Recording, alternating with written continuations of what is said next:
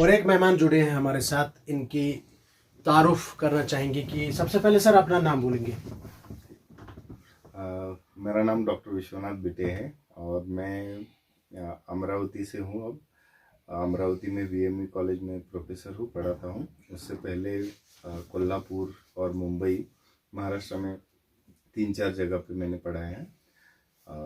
और मैं अभी कश्मीर एक्सप्लोर करने के लिए आया हूँ। जबकि पिछले कई दिनों से आप नारवाव को एक्सप्लोर कर रहे हो। Yes. कश्मीर में ही एक जगह है, it's valley in Kashmir Yes. Valley, तो valley inside the valley. Yes, it तो is. क्या एक्सपीरियंसेस रहे सर, क्योंकि आपका तो मिजाज भी है घूमने का, ट्रैवल Yes, अक्सर करते yes. रहते हो। आप बताएं सर, आज तक तो बहुत सारी जगह आपने देखी भी होंगी। Yes. अपना एक्सपीरियंस बताएं अपने इधर। अभी right now you are in Narwav, तो हाँ। यहाँ इस वैली के बारे में अपने एक्सपीरियंसेस बताएं सर। जी हाँ। तो मैं शुरू से मुझे घूमना फिरना, और मैं बाइकर भी हूँ, तो मैं बाइक पे भी बहुत जगह पे घूमा हूँ। और मुझे अच्छा लगता है कि नई नई जगह पे जाओ और वहाँ का जो भी है वो सीख लो। हर एक चीज़ हमें कुछ सिखाती है। वैसे ही जब कश्मीर में हम आते हैं तो हमेशा कश्मीर जब घूमने की बात होती है, जो लोग महाराष्ट्र से आते हैं या फिर साउथ इंडिया से, मेरे ख्याल से तो उनको बस 2-3-4 चीज़ें पता है कि यहाँ पे जाना है, यहाँ पे जाना है, यहाँ पे जाना है। और मंजूर भाई की वजह से हम यहाँ पे नारवा में घूम सके। और यहाँ आने के बाद मुझे ऐसा लगा कि जो नेचर है वो बिल्कुल रॉ फॉर्म में, मतलब जैसा है कुदरत जैसे बनाया है उसको, उसी तरीके से वो अब तक है। तो ये सबसे बड़ी बात इस चीज़ की है, क्योंकि बहुत सारी जगह पे government for the sake of revenue बनाने के लिए या फिर हर बाकी और भी चीज़ों के लिए उनको ब्यूटिफिकेशन या मॉडिफिकेशन, मतलब उसका ये कर देते, और उसकी जो सच में कुदरती जो ब्यूटी होती है उसकी वो खो जाती है। तो नारवाव में स्पेशली आने के बाद मुझे ऐसा लगा कि यहाँ बहुत सारे टूरिस्ट तो अब तक आते नहीं है। वैसे आना चाहिए, वो इकोनॉमी में फायदा होता है उससे। लेकिन अब तक जिन्होंने अब तक एक्सप्लोर नहीं किया है कश्मीर में नारवाव, वो जरूर एक बार उसको विजिट करें। इसलिए क्योंकि यही असली कश्मीर है, यही असली कश्मीर की ब्यूटी है। मैंने आज तक जितने भी पहाड़ों में, जंगलों में मैंने घूमा हूँ, तो हर एक सीजन में उसका एक अलग रूप होता है। क्योंकि कब पतझड़ का होता है, कब जैसा सूखा होता है, तो उसकी भी हर एक जंगल की ब्यूटी होती है। लेकिन यहाँ आने के बाद ऐसे लगा कि अब मई के महीने में हम वहाँ यहाँ नारवा में पूरे हिल्स में घूम रहे हैं, और कहीं भी नीचे पड़ा हुआ पत्ता, पीला पत्ता हमें दिखाई नहीं दिया। मतलब ये हमेशा से आप किसी भी सीजन में आ जाओ, यहाँ की हरियाली, यहाँ की ब्यूटी वो जो है वो जैसे, मतलब कुदरत ने जैसे एक बार एक चीज बनाई, परफेक्ट बनाई, अब उसमें और ज्यादा चेंज करने की जरूरत नहीं। बाकी सब जंगलों में घूमने के बाद ऐसे लगता है ना कि नहीं अब वो ठीक नहीं, तो फिर एक बार और फिर पतझड़ आएगा, फिर नए पत्ते खिलेंगे। लेकिन यहाँ पे दिस इज परफेक्ट, और परफेक्ट वैसे ही है ये। सर आप अपनी एक्सपीरियंसेस एक्सप्लोरिंग और लर्निंग के बारे में बताएं, क्योंकि आप बाइकर भी हो और बहुत सारी जगहों पे आप जाते रहते हो, आपके महाराष्ट्र में या अब्रॉड भी गए हैं। अपने तजुर्बे बताएं। और जब हम कंपेयर करते हैं कश्मीर को, और खासकर आप आज अनएक्सप्लोर्ड टूरिस्ट डेस्टिनेशंस को अभी एक्सप्लोर कर रहे हो, तो इस हवाले से आप बात करें सर। तो जैसे मैंने पहले भी बताया था कि बहुत सारी जगहों पे मुझे घूमना बहुत बड़ा पसंद है। तो जब मैं कोल्हापुर में था तो वहाँ पे सह्याद्री माउंटेन रेंजेस है, तो वहाँ पे बहुत सारे किले, छत्रपति शिवाजी महाराज का पूरा जो एरिया है, तो लगभग सभी जगह पे मैंने घूमा हूँ वहाँ पे। और एक बार अगर आप ये एक्सप्लोरिंग करना शुरू करें, क्योंकि पहले ज़माने में ऐसे था कि बहुत सारे लोग जो सी वॉयजेस होते थे, वास्को द गामा, कोलंबस, अगर वो घर से बाहर नहीं निकलते, बाहर जाके एक्सप्लोर नहीं करते, तो उनको दुनिया नहीं मिलती। तो वैसे ही आज भी है। मैं मानता हूँ कि आप जितना बाहर निकलोगे, लोगों से मिलोगे, वहाँ का कल्चर सीखोगे, वहाँ का रहने सहने का तरीका, वहाँ के लोग कैसे रहते हैं।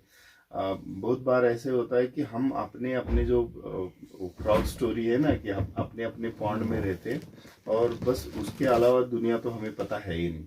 इसीलिए एक्सप्लोरिंग इज़ वेरी इंपॉर्टेंट। जैसे हर बच्चों को मैं स्कूल में कॉलेज में भी यही बताता हूँ हमेशा कि जैसे इतना ये ज़रूरी है कि आप किताबें पढ़ें, उतना ही ज़रूरी है कि आप ये पूरे नेचर को पढ़े, मतलब आप एक्सप्लोर करें, हर एक जगह पे जाए। वहाँ से उसका फ़ायदा ये होता है कि यू मीट न्यू पीपल, आप नए लोगों से मिलते हो, उनसे बात करते हो। तो हर जगह पे लोगों का सोचने का अलग एक ढंग होता है, उनका तरीका होता है, और फिर एक्सप्लोर करने से वो सीखना हमें मिलता है। वरना ऐसे होगा कि अगर experience is the best teacher, अगर मैं खुद के एक्सपीरियंस से अपनी ज़िंदगी में सीख के फिर आगे बढ़ूँ, उसे कई गुना सॉरी कई गुना उससे ज़्यादा ये हो सकता है कि मैं अगर नए लोगों से मिल रहा हूँ तो उन लोगों से मैं कुछ सीख रहा हूँ। जैसे मैंने कश्मीर में या फिर इस वैली में आके मुझे एक चीज़ बहुत अच्छी लगी कि यहाँ पे ना ऐसे जैसे सुना था हम लोगों ने, अक्सर ये होता है कि बहुत सारी अब तो second hand third hand information जैसे होती है, तो जो भी फीडिंग होती है, जो भी नॉलेज इंफॉर्मेशन लोगों तक पहुंचती है, सही नहीं है कि वो सही हो।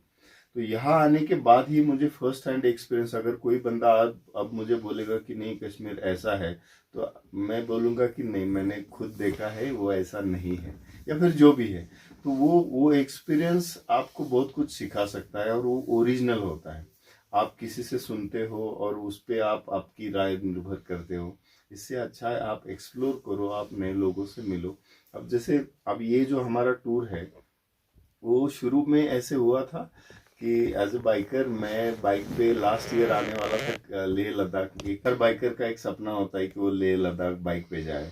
तो हमने शुरू में तो ऐसे ही बातचीत हुई थी, तो अमरावती में आने के बाद दोस्तों से मुलाकात हो गई और हमारा एक प्लान बन रहा था। तो हमने लेह लद्दाख और कश्मीर ये सब चीज़ें एक्सप्लोर करनी थी हमें। तो फिर आपसे बात हुई, आपने बोला कि यहाँ भी आना है। तो तब तक हम सबको, या फिर मतलब ये था कि टाइम कम है और फिर कैसे होगा ये।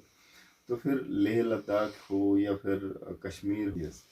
तो ऐसे होता है कि बहुत बार लोगों को ना, जो पहले किसी ने ऑलरेडी किया है, या फिर बहुत सारे टूरिस्ट अट्रैक्टिव प्लेसेस जैसे लेह लद्दाख का मैंने अभी बता दिया, कि सबको ये लगता है कि वहां पे जाना है। क्यों? क्योंकि कोई और गया था वहां पे, उसने उसके अपने एक्सपीरियंस शेयर किए, उसके कुछ मतलब सोशल मीडिया के जरिए किसी ने देखा कि यार कितना खूबसूरत है, और फिर वो वहीं पे जाते हैं। तो अगर यहाँ पे अब कोइंसिडेंटली अगर हमारी पहचान पहले से है, तो आपने हमें बुला लिया, तो हम आपको मिलने भी यहाँ पे आ गए, तो ये एक शुरुआत है, मैं मानता हूँ।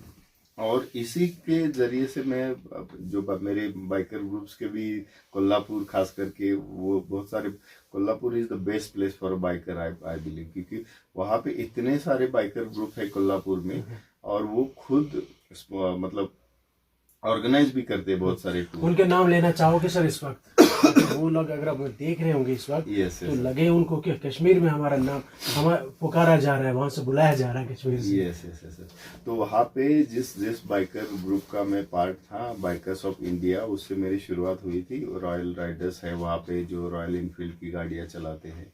कोर ग्रुप एक है जो बहुत सारी या फिर वो डीजे का एक ग्रुप है जो बाइक मॉडिफाई करते हैं। और जीपी गायत्री पटेल का नाम शायद सुना होगा, उसको वो तो गिनीज बुक रिकॉर्ड भी है उनके नाम पे, क्योंकि वो सोलो ट्रैवलर, लड़की होके सोलो ट्रैवल उन्होंने किया है, और अभी भी वो लेह में है शायद, किसी ग्रुप को लेके वहाँ पे आई है। तो ऐसे बहुत सारे लोग हैं कि जो कोल्हापुर में स्पेशली उनका बाइक का ये रहता है। तो मैंने क्योंकि हमें ये पता नहीं था कि कश्मीर में भी, और हम सुनते भी हैं, या तो लेह लद्दाख का नाम सुनते हैं या फिर कश्मीर का, तो फिर कश्मीर में भी वही 4 चीजें हैं। कोई सिलेक्टेड जगहों का नाम बोला जाता है, बस वो कश्मीर है।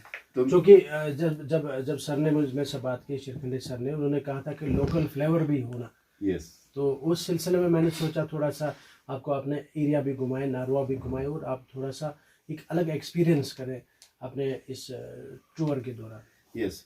तो मैं, हमारे जो बाइकर्स ग्रुप के जो मेंबर्स हैं, not only from Kolhapur but सभी ऑल इंडिया, जैसे गोवा में बहुत बड़ा फेस्टिवल होता है, उसका पूरे ऑल इंडिया के वहाँ पे बाइकर्स आ जाते हैं। तो उनको उनके लिए मुझे लगा कि ये जगह बिल्कुल परफेक्ट है, क्योंकि यहाँ पे आप वो जो गोवा लेह लद्दाख का जो टेरेन है वो अलग सा है, लेकिन Kashmir is the real beauty. और सिंस बिगिनिंग पहले से ऐसा है कि it's not only about the natural beauty, मतलब आप यहाँ पे बस ये वैलीज और ये सब देखोगे ऐसा है नहीं। मतलब बहुत पुराने हजारों साल पहले से हम सुनते आ रहे हैं कि बहुत सारे ऋषि मुनि या फिर Buddha, so many of them, तो वो कश्मीर में यहाँ आया करते थे। और यहाँ आने के बाद उनको जो मतलब तो यहाँ कश्मीर में या फिर हिमालयाज में आने के बाद उनको एक अलग सा एक्सपीरियंस आ जाता था। उसको अवेकनिंग बोल सकते हैं या फिर अवेयरनेस बोल सकते हैं या फिर उस तरीके की चीजें, क्योंकि यहाँ पे आने के बाद आप दुनिया भूल जाते हो।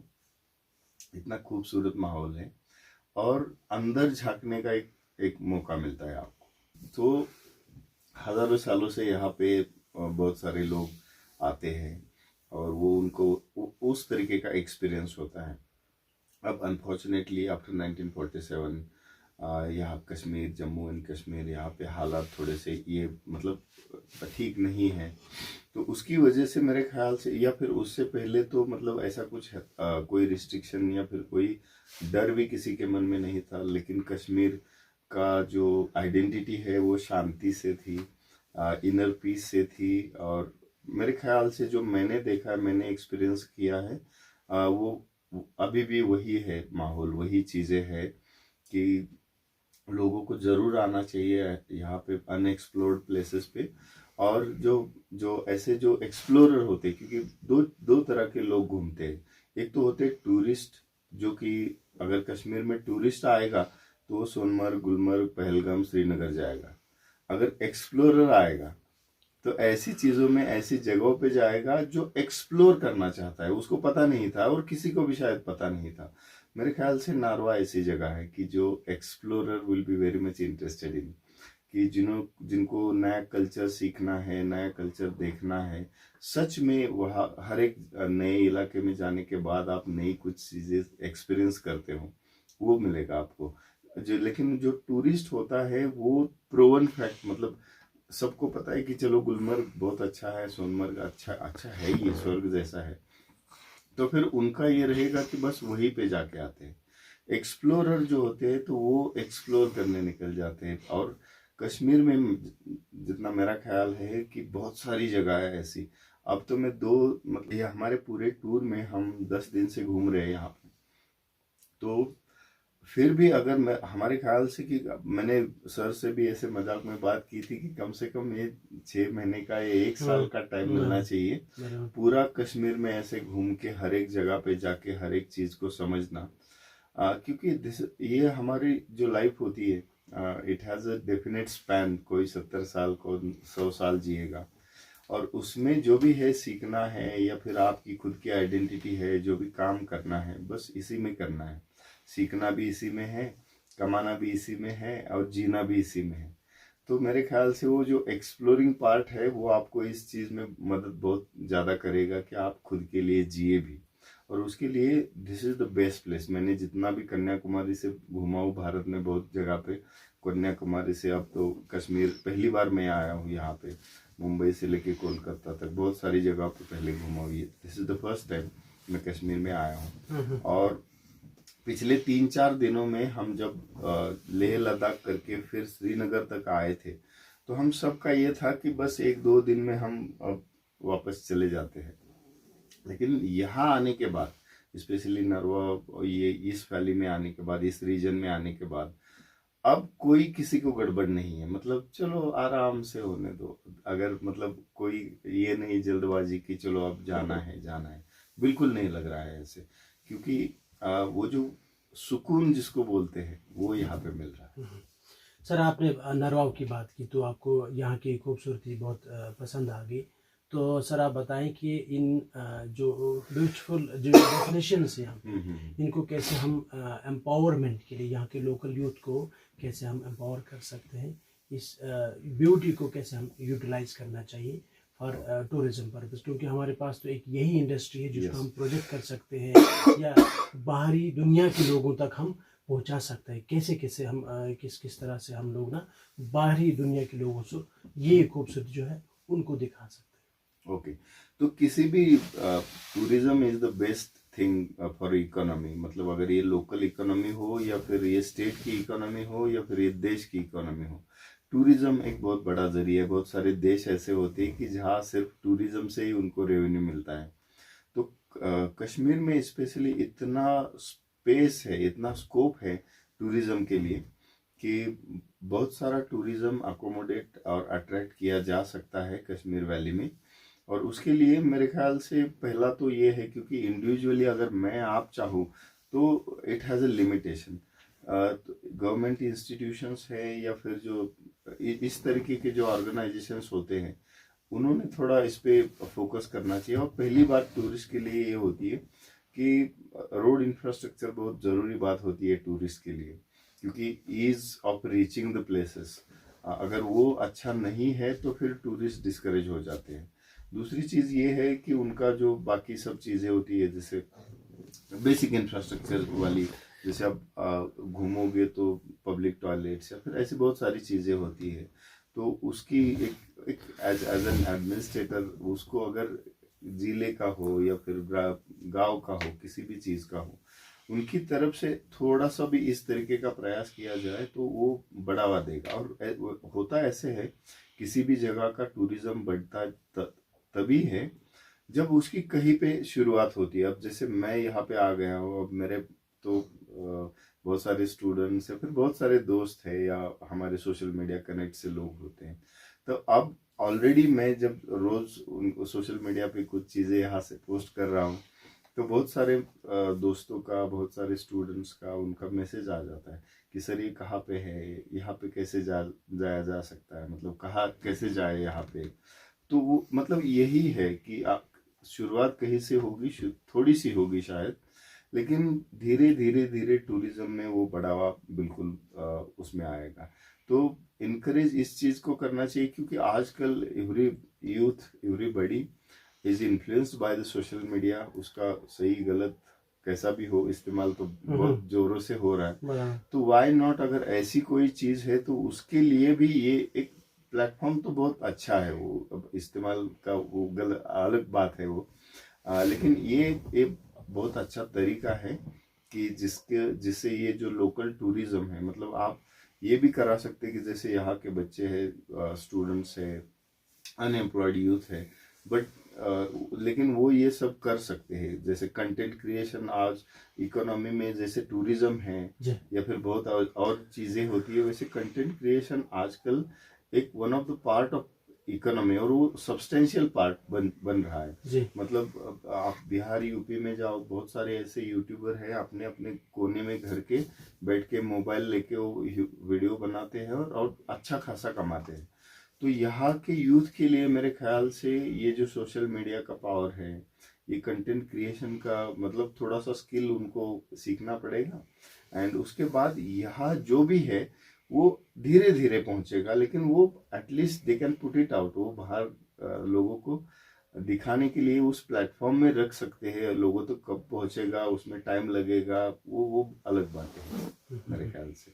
तो उनको ये शुरू करना चाहिए अपने दोस्तों के लिए, जो आपके महाराष्ट्र में जैसे नागपुर से कोई अपने अकोला से या बाकी जो डिफरेंट जिलों से आपके दोस्त जो आपके साथ जुड़े इस वक्त सोशल मीडिया प्लेटफॉर्म्स पे जुड़े हैं, हाँ। या आपके जो स्टूडेंट्स बहुत सालों से आपका एक अच्छा खासा एक्सपीरियंस भी है एज ए टीचर, तो उनके लिए कोई खास मैसेज देना चाहते हो आप कश्मीर से, खासकर नारवा वैली से? यस,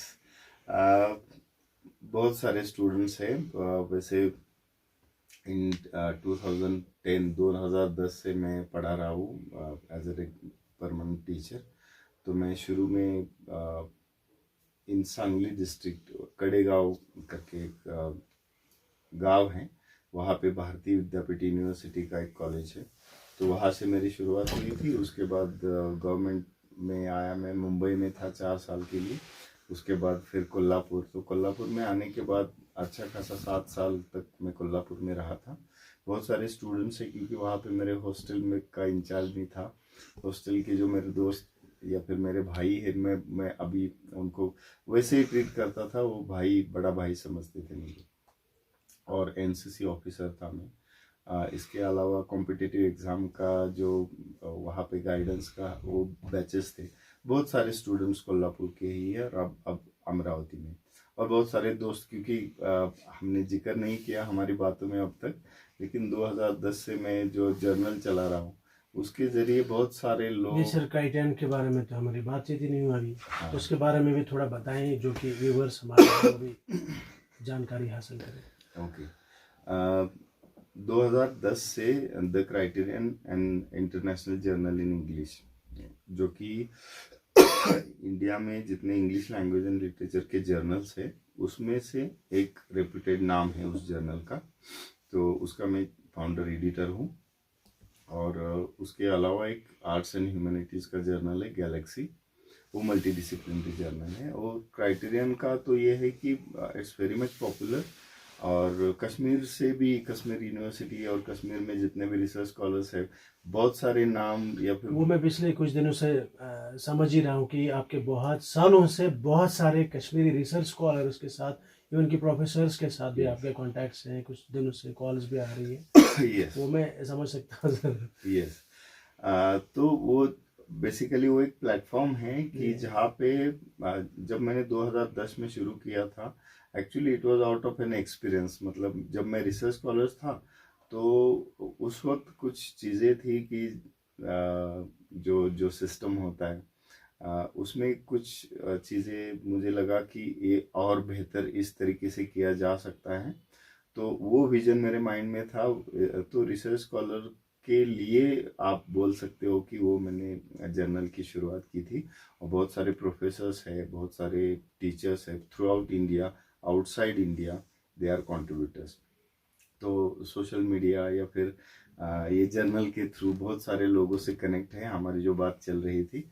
तो इन सब से जितने भी मेरे दोस्त हैं, जितने भी कंट्रीब्यूटर्स है, it's part of my family, मैं ऐसे समझता हूँ। जो मेरे सभी स्टूडेंट्स हैं, सब लोग, तो सबके लिए, अगर मैं यहाँ पहली बार मेरी लाइफ में कश्मीर में आया हूँ और यहाँ से नरवा वैली में स्पेशली हम यहाँ पे अब बैठे हैं, तो मुझे ऐसा लगता है कि हम ना, कि सबका एक सपना होता है। कुछ दिन पहले मैंने यहाँ से कश्मीर का एक पोस्ट डाला था, मेरे एक स्टूडेंट ने बहुत अच्छा कमेंट रिप्लाई दिया था उसमें, कि उसने बोला कि आप बहुत सारे लोगों की जो ड्रीम जिंदगी होती है वो आप अकेले जी रहे हो।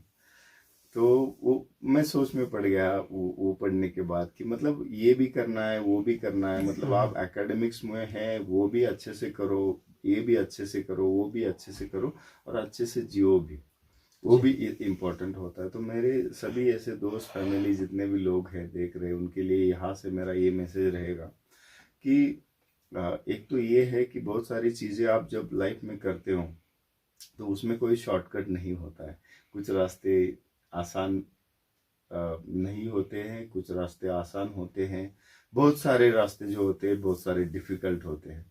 लेकिन अगर आप सही रास्तों पे चलोगे तो देर लगेगी शायद, लेकिन अगर आपके पास वो, मैंने आप सुबह भी आपसे बात करते होती ही बातें बोली थी, कि अगर आपको पता है कि आपको क्या करना है, और आपके जो प्रिंसिपल्स है, आपकी जो चीज़ें हैं, उससे आप कॉम्प्रोमाइज़ नहीं करते और अच्छे तरीके से प्रयास करते हो, तो उसमें देर लगेगी लेकिन आपको रिजल्ट बिल्कुल मिलेगा।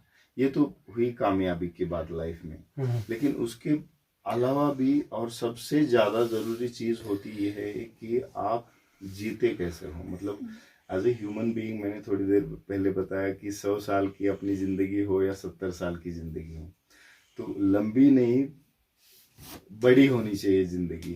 बाबू मोशाय का डायलॉग हमने सुना था, और that should be the philosophy. मतलब आप कैसे जीते हो, ये सबसे इम्पोर्टेंट है। इसीलिए हमारा जो रोज का काम है, हमारी जो रोज की भागदौड़ है, वो तो रहता है, सबका होता है। मोस्ट ऑफ द टाइम्स हम सब बिजी रहते हैं, लेकिन कुछ समय खुद के लिए निकाल के ऐसे बाहर निकलना चाहिए। तो कहीं पे भी जाओ आप, लेकिन आप बाहर जितना, इसीलिए इवन इन बहुत सारे रिलीजन में भी पिलग्रिमेज होती है ना।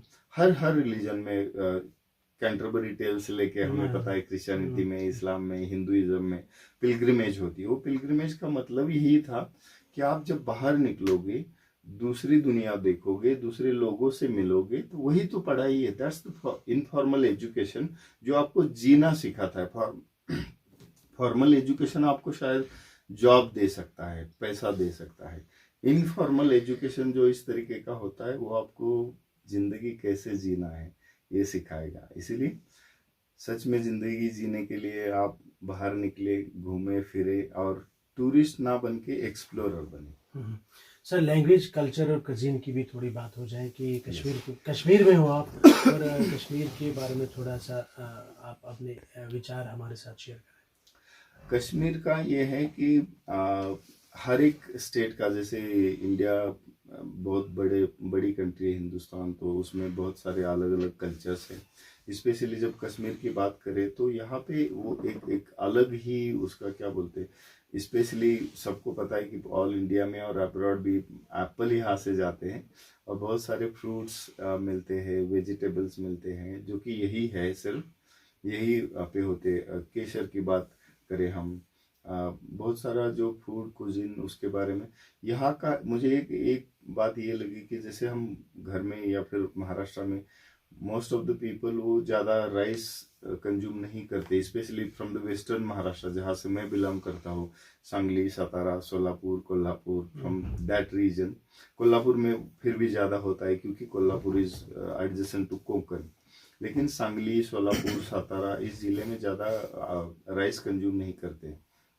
लेकिन यहाँ आने के बाद वो राइस भी इक्वल है वहाँ के। हम अगर चपाती, भाकरी, गेहूँ जो भी खाते हैं ना, यहाँ का वो राइस भी इक्वली न्यूट्रिएंट है। तो हर एक चीज़ की एक न्यूट्रिशनल जो वैल्यू होती है। दूसरी चीज़, अब क्योंकि हम खाने पीने की बात कर रहे हैं तो इसीलिए हम इतने दिनों से घूम रहे हैं। शुरू में पहले दिन जब हम घर से बाहर निकलते हैं, आजकल हमेशा ये रहता है ना कि आप इसी एक कंपनी का पानी का बोतल भी अगर लेना है तो हम उसी का मांगते हैं, या फिर पैकेज्ड ड्रिंकिंग वाटर बाहर जाने के बाद पीते हैं, अवॉइड करते हैं हम जहाँ पे भी लोकल का पानी भी मिलता है। लेकिन हम जब से कश्मीर वैली में हैं तो हम बिल्कुल सोचते नहीं है, जहाँ से भी जैसे भी पानी मिलता है हम पी रहे हैं। और उस कोई मेरे ख्याल से तो जब मैं पहली बार मुझे वो एक्सपीरियंस हुआ कि ऐसे पहाड़ों से पानी आ रहा था और लोग वहाँ पे लाइन लगा के भर रहे थे पानी, और वो नेचुरल था, कुदरती था बिल्कुल। जब हमने पहली बार वो पानी पिया तो वो जैसे फ्रिज में रखा हुआ कोई ब्रांडेड मिनरल एडेड वाला जो बोतल है ना, उससे भी बढ़िया पानी था वो, क्योंकि वो नेचुरली फिल्टर होके पहाड़ों में पड़ के फिर पहाड़ में जाके वो नेचुरली फिल्टर और कूल होके वो आता है। तो मेरे ख्याल से कि मतलब it would not be an exaggeration कि अगर मैं ये कहूँ कि नेचुरल पानी, अगर मेरे ऐसा पानी मैंने नेचुरल पानी जिसको बोलते मैंने कभी नहीं पिया था, उसकी जो मिठास है, उसकी जो ठंडा पानी जो पहाड़ों से आता था। तो यहाँ पे हर एक चीज है, लेकिन आपको वो देखने का, ये बोलते हैं ना, जैसे कहावत है, नजर को बदलो नजारे बदल जाएंगे। तो अपना जो अगर नजरिया बदल के कश्मीर या फिर कहीं पे भी जाओ आप, तो नज़ारे बिल्कुल बदल जाएंगे। चलिए सर, बहुत बहुत शुक्रिया सर आपका अपना कीमती वक्त देने के लिए। नाजरीन, आपने भी सुना कि नज़र को बदलो और नज़ारे बदल जाएंगे। इसी के साथ हम आज के इस बातचीत को ख़त्म करना चाहेंगे। Thank you so much.